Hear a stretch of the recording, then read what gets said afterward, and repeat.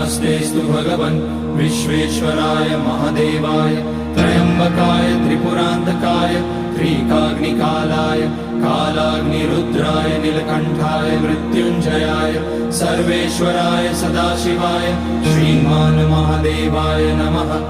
ॐ नमः शम्भवाय च मयोभवाय च नमः शङ्कराय च मयस्कराय च नमः शिवाय च शिवतराय च। ॐ त्र्यम्बकं यजामहे सुगन्धिं पुष्टिवर्धनम् उर्वारुकमिव बन्धनान् मृत्योर्मुक्ष्यमामृतात्। नागेन्द्रहाराय त्रिलोचनाय भस्माङ्गराय महेश्वराय नित्याय शुद्धाय दिगम्बराय तस्मै नकाराय नमः शिवाय।